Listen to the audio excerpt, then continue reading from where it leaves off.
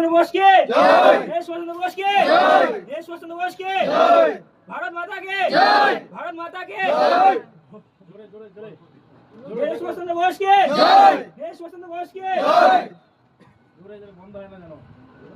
भारत माता की जय, भारत माता की जय, भारत माता की जय, नेताजी सुभाष चंद्र बोस की जय, नेताजी सुभाष चंद्र बोस की जय, नेताजी सुभाष चंद्र बोस की जय, भारत माता की जय, भारत माता की जय, भारत माता की जय, वंदे मातरम, वंदे मातरम, वंदे मातरम, वंदे मातरम, वंदे मातरम, भारत माता की जय, भारत माता की जय, नेताजी सुभाष चंद्र बोस की जय, नेताजी सुभाष चंद्र बोस की जय, नेताजी सुभाष चंद्र बोस की जय, वंदे मातरम, वंदे मातरम, वंदे मातरम, वंदे मातरम, वंदे मातरम, वंदे मातरम।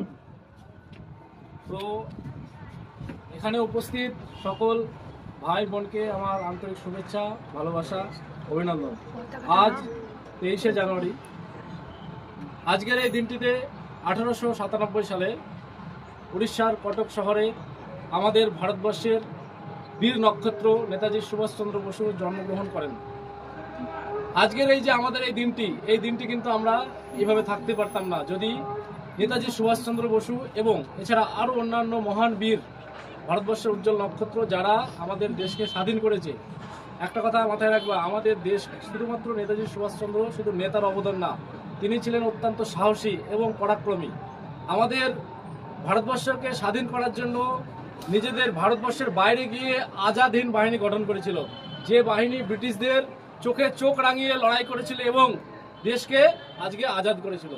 তো আজকের এই দিনটি কিন্তু আমাদের ভুললে হবে না। এছাড়া নেতাজি সুভাষচন্দ্র বসুর অনেক কিছু অনুপ্রেরণা আছে যেগুলো আমাদের দেশকে আগে নিয়ে যেতে এবং দেশের প্রতি যে ভালোবাসা সেই জিনিসটা কিন্তু নেতাজি সুভাষচন্দ্র বসুর কাছ থেকে আমরা শিখেছি। তো আমার সাথে আমি বোন স্নিগ্ধাকে বলবো যে নেতাজি সুভাষচন্দ্র বসুর সম্পর্কে দু একটা কথা, ওনার সম্বন্ধে যা বলবো বলে শেষ করা যাবে না। তো বোনকে বলবো, বোন দু একটা কথা তুমি নেতাজি সুভাষচন্দ্র বসু সম্বন্ধে বলো। শ্রদ্ধেয় শিক্ষক, শিক্ষাবৃন্দ এবং আমার সহপাঠী ছাত্রীদের, ছাত্রছাত্রী সবাইকে বলছি যে নেতাজি সুভাষচন্দ্র বসুর জন্মদিন উপলক্ষে আমি কিছু বলতে চাই। তিনি বলতেন, তোমরা আমাকে রক্ত দাও, আমি তোমাদের স্বাধীনতা দেব। এবং তিনি মনে করতেন ছাত্ররাই হচ্ছে দেশের আসল সম্পদ।